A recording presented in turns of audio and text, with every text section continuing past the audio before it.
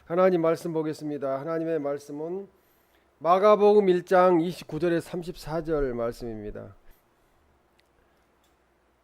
회당에서 나와 곧 야고보와 요한과 함께 시몬과 안드레의 집에 들어가시니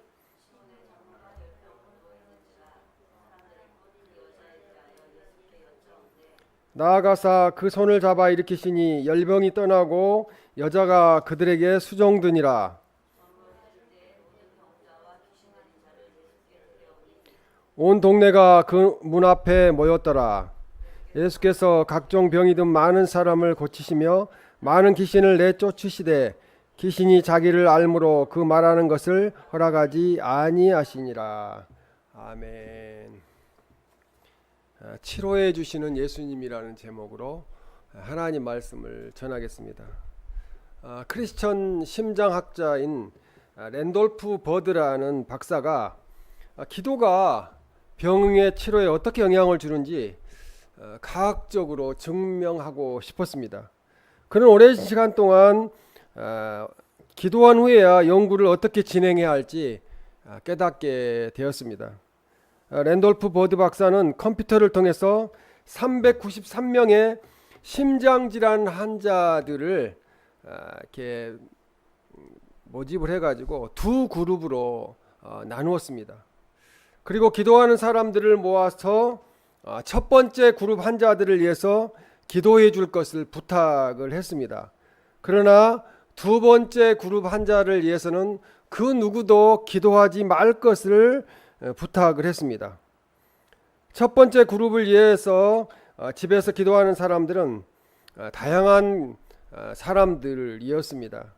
이 랜돌프 버드 박사는 그들에게 환자들의 이름과 간단한 병 증세, 현재 상태에 대해서 말해주고는 매일 그 환자들을 위해서 간절히 기도해 달라고 부탁을 했습니다.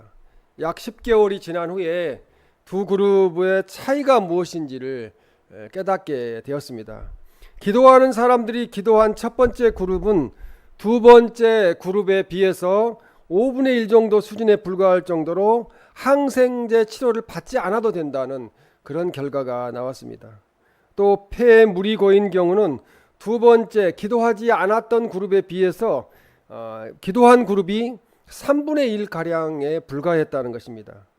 또 인공호흡기를 달아야 하는 경우도 기도한 그룹의 환자들이 인공호흡기 다는 것이 더 많지 않았다는 거예요. 그래서 이 두 번째 그룹에 비해 첫 번째 기도를 받은 그룹은 사망자 수도 적었다고 그렇게 이야기를 합니다. 그래서 믿음과 기도로 병을 치료받는 것에 대해 매우 부정적인 일리엄 놀란 박사라는 사람이 있었는데 이 그 결과를 보고 이 사람은 이렇게 말했습니다. 이름이 논란이니까 아마 놀라서 이렇게 이야기한 것 같아요. 깨닫는 게 있는데 이 연구는 충분한 검증을 받은 것 같습니다. 그렇다면 우리 의사들은 처방 전에 하루에 3번씩 기도하시오라고 항상 적어야겠다고 그렇게 이야기를 했습니다. 모든 사람들의 소원 중에 하나가 한평생 건강하게 그리고 오래 사는 무병장수의 삶을 원합니다. 한국 사람들의 지금 가장 큰 관심은 돈과 건강이라고 볼 수 있어요. 그래서 나라에 소망이 없는 상태라고 볼 수 있습니다. 그러나 실상은 겉보기에 그처럼 건강해 보이던 사람이 갑자기 입원을 하고 다른 사람에게 또 건강백서를 내쳤던 신바람 박사도 갑자기 병이 생겨서 세상을 떠나는 그런 것이 지금 현실이라고 볼 수 있겠습니다. 물론 현대의학의 발달로 옛날 같으면 벌써 죽었을 사람들이 건강 장수를 누리는 세상이지만 아무리 유명한 의사들이 모인 종합병원에는 더욱 큰 영안실이 있다는 거죠. 환자가 많으니까 영안실도 그만큼 더 큰 거죠. 그만큼 많은 사람들이 죽어나간다는 것입니다. 그래서 현대의학은 만능이 아니라는 것을 보여주고 있습니다. 사람은 건강과 질병의 양면을 동시에 지니고 살아갑니다. 그만큼 연약한 존재입니다. 우리가 자동차의 본네트를 열어보면 자동차가 너무 복잡해요. 기술이 없는 사람 눈으로 보면 더 복잡해 보입니다.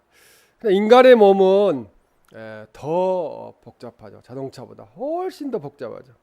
그 기능이 원활하게 수행이 되지 않는다면 병이 걸리게 됩니다. 그래서 우리는 살아있는 게 하나님 은혜라는 것을 고백하게 됩니다. 겸손히 우리가 하나님을 의지하고 예수님 그리스도를 마음의 구주로 영접할 때 우리가 치유하심을 받아서 영육간에 건강한 사람이 된다는 것을 우리는 알아야 하겠습니다.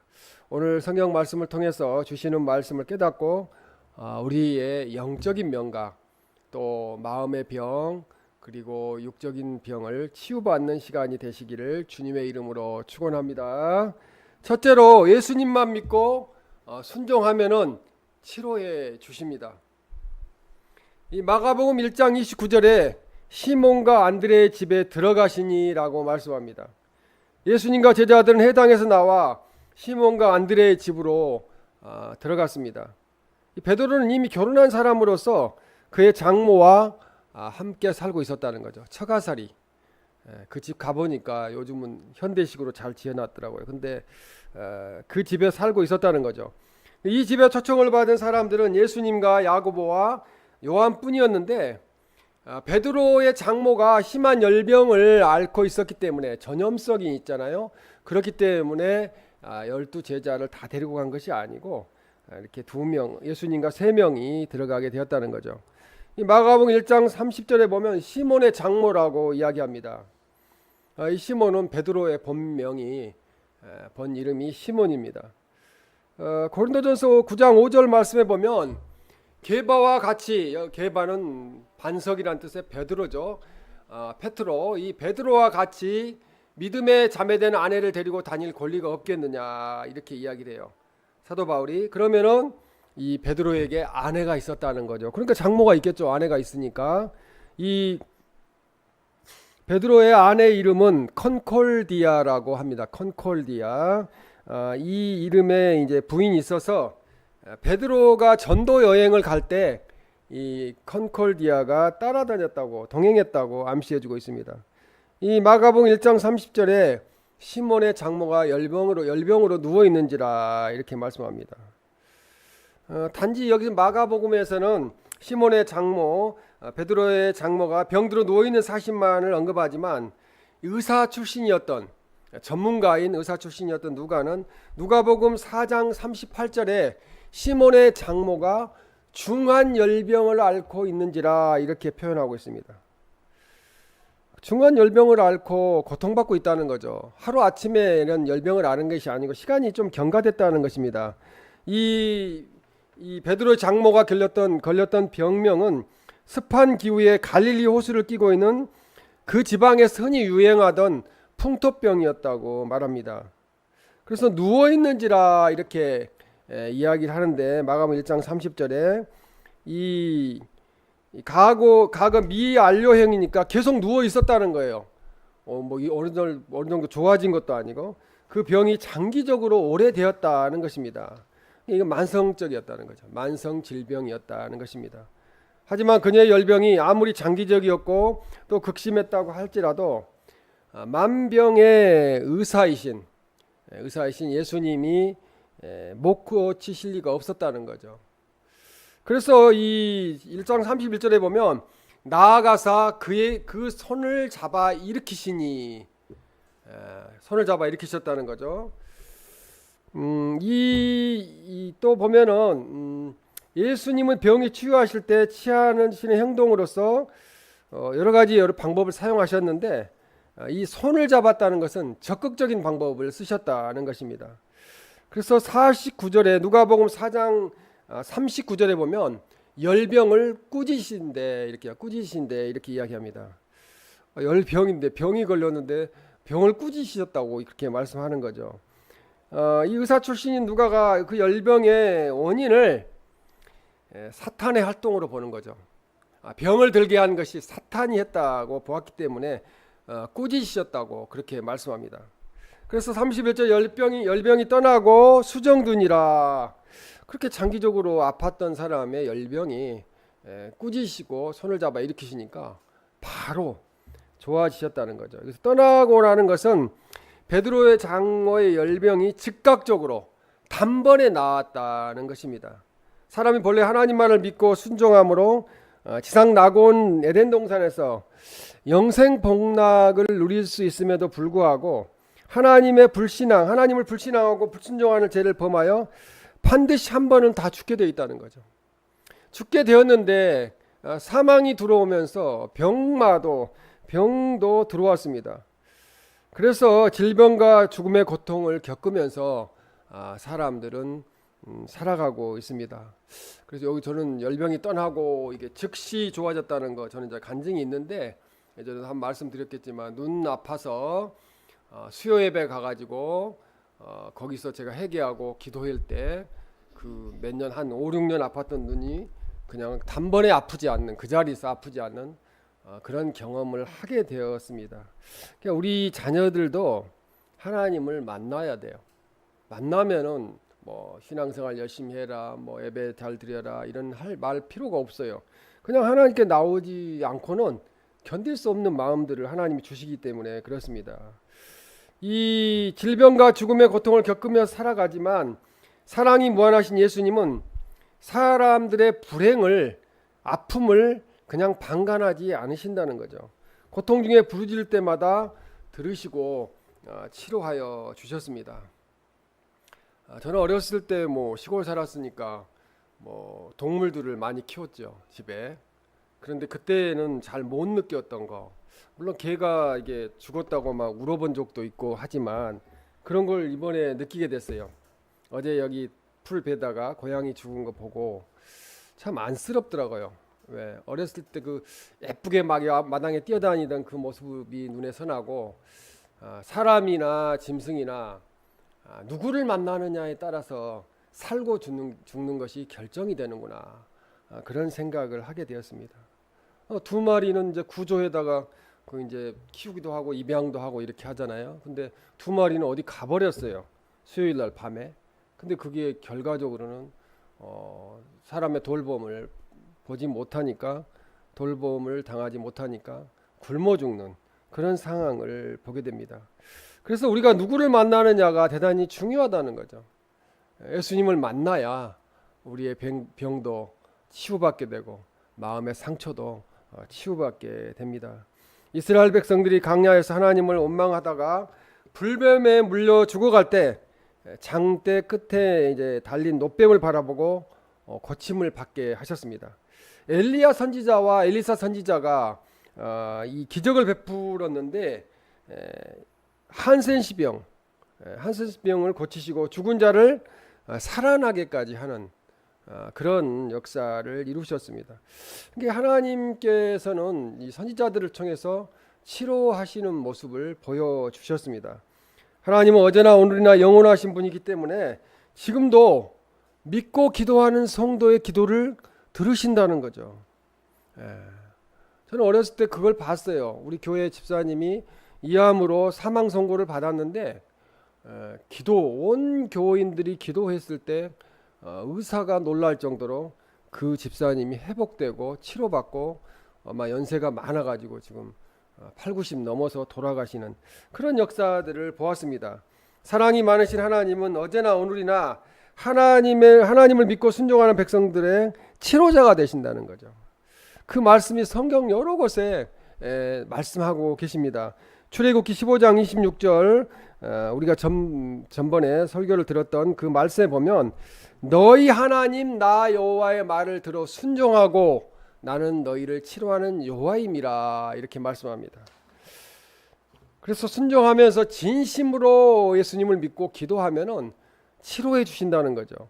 시편 103편 3절에도 보면 내 모든 병을 고치시며, 어떤 일부분만 고쳐주신 게 아니라 모든 병을 고치신다는 거예요. 그리고 147편 3절에 보면 상심한 자들을 고치시며, 마음이 상심한 자들, 마음의 상처를 입은 자들을 고치신다는 거죠. 그들의 상처를 싸매시는도다. 주님이 하시는 일입니다. 말라기 4장 2절에 보면 내 이름을 경외하는 너희에게는 치료하는 강선을 비추리니 송아지같이 뛰리라.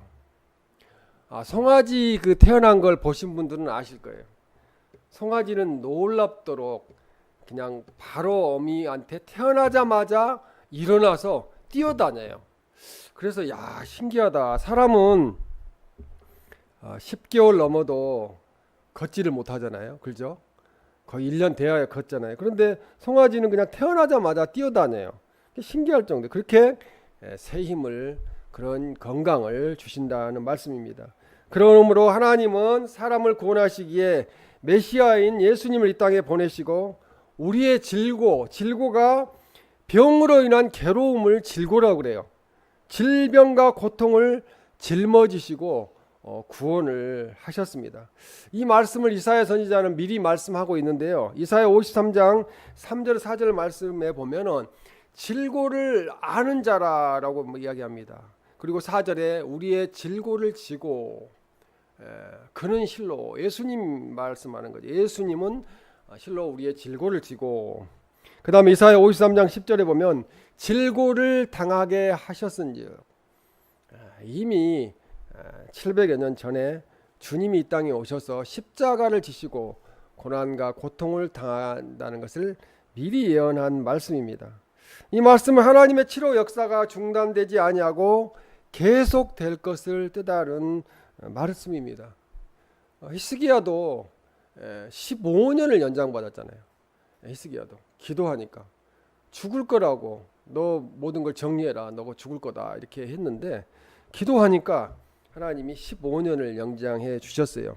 예수님만 믿고 순종하면 우리에게 있는 질병과 아픔도, 마음의 상처도 치료해 주신다는 것을 믿으시기 바랍니다. 둘째로 예수님께서 각종 병든 많은 환자를 치료해 주셨습니다. 마가복음 1장 32절에 모든 병자와 귀신 들린 자를 예수께 데려오니라고 말씀합니다. 예수님의 치료 소문이 온 갈릴리에 퍼져나가자 각종 병든 많은 환자들과 귀신 들린 자들을 예수님께 데리고 왔다는 거죠. 치료받기 위해서. 예수님이 치료해 주시니까. 마가는 누가의 경우처럼 각 환자들의 질병을 구체적으로 묘사하지 않고 다만 모든이란 말을 사용하여서 이야기를 합니다. 그래서 예수님께서 그 어떤 질병도 또 아무리 많은 환자라도 다 고쳐주실 수 있는 능력이 있음을 강조하고 있습니다. 마가복음 1장 34절에 보면 예수께서 각종 병이 든 많은 사람을 고치시며라고 이야기합니다. 이 말씀은 예수님께 나온 병자들의 병증이 매우 다양했다는 거죠. 여러 가지 병에 걸려 있었다는 거죠. 수많은 사람들이 예수님께 나왔음을 보여주고 있습니다. 예수님께서 베푸신 이적은 일단은 귀신을 축출했어요. 귀신이, 마귀가 병을 가져오기도 하기 때문에 그렇습니다. 그리고 질병을 치유하셨고 죽은 자를 살리시기까지 하셨습니다. 마가 특히 관심을 가졌던 부분은 귀신을 축출하는 것, 귀신을 쫓아내는 것을 관심을 가지고 있었습니다. 그래서 33장 오늘 33절 마가복음 1장 34절에 보면은 귀신이 자기를 알므로라고 이야기를 합니다. 유대 종교 지도자들과 대부분의 사람들은 예수님이 하나님께서 아들이라는 사실을 알지 못했어요. 그런데 놀랍게도 귀신이 예수님이 하나님의 아들이시라는 사실을 이야기를 했습니다. 귀신들은 지적인 존재로서 예수님 그리스도의 신성을, 하나님 되심을 알고 있었습니다. 그리고 자신들의 운명은 무저갱에 들어간다는 것, 심판을 받는다는 것을 알고 있었고 하나님께서 세상의 백성들을 구원하기 위해서 예수님을 보내셨다는 것도 귀신들은 알고 있었습니다. 마가복음 1장 33절에 그 말하는 것을 허락하지 아니하시니라라고 이야기합니다. 마가는 예수님께서 귀신들에게 자신이 하나님의 아들이라는 사실을 말하지 못하도록 했다는 거죠. 예수님께서 귀신들이 주님의 신적인 존재에 대해 인지하였다는 사실을 알고 계셨으나 그 사실을 사람들에게 공포하지 말라고 그렇게 이야기를 했습니다.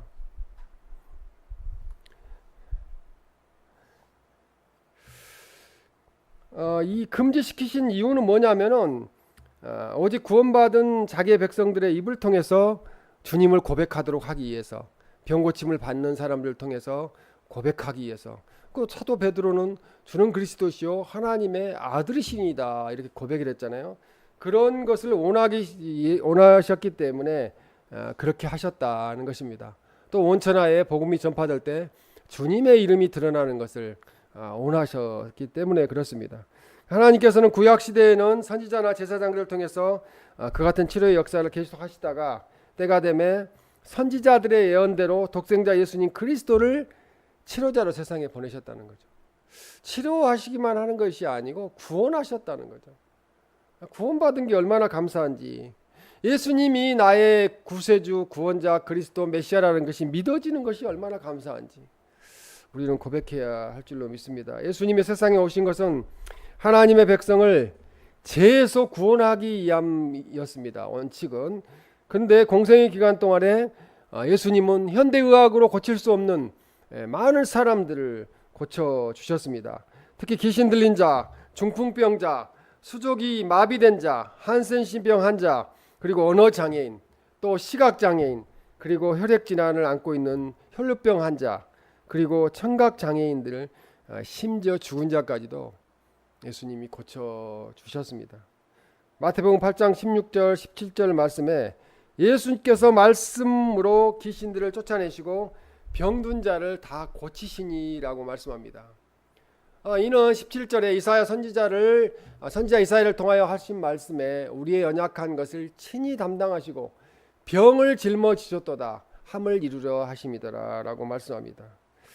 우리의 병을 예수님이 짊어지셨다는 거죠. 자동차 엔진보다 더 복잡한 기관보다 우리 사람의 몸의 구조를 가지고 있는데 주님이 우리의 병을 다 짊어지셨기 때문에 우리가 이 정도 건강한 거예요. 건강하게 살고 있습니다. 저도 팔이 아파가지고 예전에도 말씀드렸지만 이 축도를 어떻게 할까 신학교 다닐 때 그 생각을 했어요. 하나님, 저 팔이 아파서요 팔을 못 드는데 어떻게 축도를 하죠? 무거운 거 못 들어요 이러는데 기도하니까 하나님께서 팔을 들게 하시고 지금 아침에 제가 교회 물을 말통으로 2말 떠가지고 오거든요 매주. 근데 말통을 2개를 다 한 번에 들 정도로 팔이 아프지 않는 거예요. 하나님께 기도하면은 하나님께서 이렇게 치료해 주신다는 것입니다. 복음서에는 예수님이 병자를 고치신 사건이 모두 72곳에 기록되어 있습니다. 그 가운데 마가복음서에만 18건이 병자들을 고치셨다고 기록되어 있습니다. 각종 병든 많은 환자들을 포기하지 아니하고 예수님께 나와 고쳐주시기를 구하였다는 거죠. 간구하는 자에게 하나님 역사가 일어난다는 것입니다. 그래서 아무리 병이 이중에도 예수님 앞에 치료받기를 포기하지 않았다는 뜻입니다. 오늘날도 어떤 사람은 베드로의 가정처럼 주님을 모든 것을 버리고 주님을 따르는 그런 주님을 사랑하는 가정들이 있습니다. 그 가정들에도 병들은 질병과 고난이 찾아오기도 합니다. 그런데 문제는 그러한 질병이 왔을 때 예수님께 기도드리면은 치료해 주신다는 거죠. 놀라운 하나님의 은혜입니다. 제 위에 조카가 강명 성회병원에 입원을 했었어요. 그래가지고 막 연락이 왔어요 형한테. 지금 발작을 하고 막 너무 힘들다. 그래서 양쪽 4군데를 팔 2군데, 다리 2군데를 이렇게 침대에 묶어놨다. 그래서 제가 달려갔어요. 쫓아가서 제가 할 수 있는 건 기도밖에 없으니까 하나님 앞에 기도했어요. 하나님 이게 웬일입니까? 하고 막 기도를 했는데 눈물의 기도는 병든 자를 치유한다는 말씀처럼 그냥 좋아졌어요. 놀라운 이 하나님의 은혜인데 기도하는 자에게는 하나님이 크게 역사를 하신다는 거죠. 병을 주님이 짊어지신다는 말씀입니다. 셋째로 예수님께서는 다양한 방법으로 치료를 해주십니다. 예수님이 병자들을 고치신 방법은 아주 다양했다는 거죠. 한두 가지 방법이 아니었고 귀신을 야단쳐서 쫓아내시거나 또 안수하시기도 하셨고 말씀으로 명령을 하셨어요. 고치셨어요. 예수님은 열병에 걸려 누운 시몬의 장모를 고치실 때 말씀으로도 얼마든지 가능하신데도 친히 손으로 만지셨다는 거죠. 오늘 본문에. 그래서 마태복음 8장 15절에 보면 그의 손을 만지시니 열병이 떠나가고 라고 마태복음에서는 표현하고, 마가복음 1장 31절에는 그 손을 잡아 일으키시니 라고 이야기합니다. 그리고 마태복음 8장 2절에 3절 말씀에 보면 한 나병 환자가 3절에 예수께서 손을 내밀어 그에게 대심에 이르시되 내가 원하노니 깨끗함을 받으라, 이렇게 말씀. 원하니까 깨끗함을 받으라는 거죠. 유대인의 사회생활 전반에 걸쳐 생활 방식을 규정하고 있는 랍비들의 율법인 이 할라카라는 게 보면은 열병이 있는 자들은 접촉을 금지하라고 돼 있어요. 열병이 있는 자들은 전염병일 수가 있으니까 그것을 잘 아시면서도 주님은 개의치 아니하시고 열병으로 고생하고 있는 환자의 손을 내밀어 만지시고 또 손을 잡아서 일으키셔가지고 자비와 긍휼을 나타내셨다고 말씀합니다. 누가복음 4장 39절에도 열병을 아까도 이야기했지만 꾸짖으신대라고 이야기합니다. 시몬의 장모를 괴롭히고 있는 것이 마귀가 하는 일이라는 것은 예수님을 아셨다는 거죠. 그게 왜 그러냐면 시몬이 고기 잡는 어부 역할을 하다가 다 내려놓고 주님의 제자가 되어서 하나님 일을 하러 다니니까 마귀가 이 귀신이 베드로가 하나님 일에 전적으로 헌신하지 못하도록 그렇게 방해를 했다는 것입니다. 그래서 마귀를 쫓아내시고 질병에서 구원해 주셨다고 말씀합니다. 마가복음 2장 3절에서 5절 말씀에도 보면 5절 말씀에 보면 예수께서 그들의 믿음을 보시고 중풍병자에게 이르시되 작은 자야 내 제사함을 받았느니라 하시니라. 환자를 데리고 온 사람들의 믿음을 보고 제사함을 선포하시고 말씀으로 병을 고쳐주셨다는 거예요. 우리 자녀들, 우리 부모의 병 고침도 우리의 믿음을 보고 고쳐주실 수 있다는 거죠. 그렇죠? 우리의 기도를 들으시고 고쳐주실 수 있다는 것입니다. 저희 또 형수가 저한테 전화가 와서 형이 전화가 와서 엊그제 코로나에 걸렸대요. 근데 폐렴도 걸렸대요. 근데 간 수치가 뭐 500, 600으로 올라가고 있대요. 그래서 제가 기도했어요. 교회에서 있었기 때문에 여기서 하나님 앞에 기도를 했어요. 이렇게 하다가는 사람이 죽을 수도 있는데 하나님 치료해 달라고, 치료해 주시라고 계속 기도를 했어요. 그런데 다음날 전화가 왔어요. 간 수치가 그냥 팍 떨어져 가지고 거의 정상으로 내려오고 건강이 좋아졌다. 또 코로나도 이겨내고 있다, 이런 이야기를 들었습니다. 그러니까 기도하면은 하나님이 역사하신다는 거죠. 그리고 마가복음 5장 2절 말씀 8절 말씀에 보면 더러운 귀신 들린 사람이 무덤 사이에서 나와 예수를 만나니라. 8절에 이는 예수께서 이미 그에게 이르시기를 더러운 귀신아 그 사람에게서 나오라. 주님은 벌써 이미 명령을 하신 거예요. 그렇게 하셨다는 거죠. 그래서 말씀으로 마귀를 몰아내고 병을 고쳐주셨다고, 더러운 귀신 들린 사람을 고쳐주셨다고 말씀합니다. 마가복음 10장 51절에서 52절 말씀에도 보면 51절에 맹인이 이르되 선생님이여 보기를 원하나이다. 52절에 내 믿음이 너를 구원하였느니라고 이야기합니다. 아니, 이 부분도 저는 간증이 있죠. 눈이 어떤 때는 여기서 저 TV에 글씨가 잘 안 보일 때가 있어요. 또 흐릿하게 보일 때가 있어요. 근데 어떨 때는 또렷하게 너무 잘 보이는 거예요. 주님이 눈을 붙잡고 계시는 거죠. 시각 장애인이 아예 못 봤는데, 저는 이 세상에 가장 불쌍한 사람이 눈을 못 보는 사람이라고 저는 보고 있어요. 하나님이 창조하신 이 세상을 못 보니까 얼마나 안타까워요. 근데 이 시각 장애인의 믿음을 보시고 눈을 볼 수 있도록 고쳐주셨다는 거죠. 이 맹인 시각 장애인은 예수님이 나의 눈을 뜨고 보게 하실 수 있다는 능력을 가지고 있다는 것을 믿었다는 거죠. 그래서 가라 내 믿음이 너를 구원하였느니라 이렇게 선포를 하시고 치료해 주셨습니다. 누가복음 6장 6절에도 보면 오른손 마른 사람이 있는지라, 오른손이 마비가 된 거죠. 그래서 내 손을 내밀라 하시니 그 손이 회복된지라. 손을 내밀라 하니까 내밀었잖아요. 그러니까 이것도 믿음이에요. 고쳐주실 것을 믿고 내민 거니까. 그가 그리하매라고 그러잖아요. 그 손이 회복된지라라고 말씀합니다. 누가복음 7장 1절 10절 말씀에서는 백부장의 종을 가서 보지도 않으시고 백부장의 믿음을 보시고 그냥 말씀으로 고쳐주셨어요. 주님이 그 환자를 본 적이 없어요. 가신 적도 없고 그냥 백부장의 믿음을 보고 내 종이 나았느니라 그렇게 말씀하셨어요. 근데 종을 낳았느니라고 말씀하셨던 그 시점에 병이 나았다고 그 백부장이 종이 와서 이야기를 했습니다. 전능하신 하나님의 치료의 역사는 현대의학이 발달되었다고 중단된 것이 아니라 계속되어지고 있습니다. 잠이 안 오는 것도 제가 보니까 큰 병인 것 같아요. 저도 어제 잠이 안 와가지고 그렇게 막 했는데 기도를 할 수밖에 없잖아요.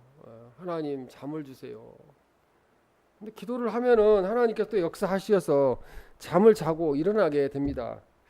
그래서 야고보서 5장 14절 16절 말씀에 보면 하나님의 치료 역사가 계속되고 있음을 보여주고 있습니다. 현대 의학이 아무리 발달되었다고 하지만 의학으로 고칠 수 없는 병들이 너무 많다는 거죠.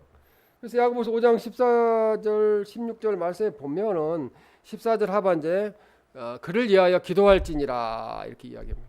그리고 15절에 믿음의 기도는 병든 자를 구원하리니 주께서 그를 일으키시리라 이렇게 말씀합니다. 16절에도 보면은 병 낫기를 위하여 서로 기도하라고 말씀하고 있어요. 서로. 이게 기도하면은 집사님이 몸이 안 좋으면 집사님 병 낫게 해달라고 기도하면은 병이 낫잖아요. 치료받잖아요. 또 감기도 치료받잖아요. 그것을 서로 기도하기 때문에 일어나는 하나님의 역사라는 거죠. 하나님은 어제나 오늘이나 변함없이 치료해 주시기 때문에 반드시 치료해 주시기 때문에 우리들과 가족 지인들도 치료해 주실 것을 믿고 우리가 서로를 위해서 기도해야 될 줄로 믿습니다. 믿음으로 간절히 기도함으로 치료받고 특히 마음의 상처를 치료받고 또 병도 치료받고 건강하게 장수하시기를 주님의 이름으로 축원합니다. 아멘.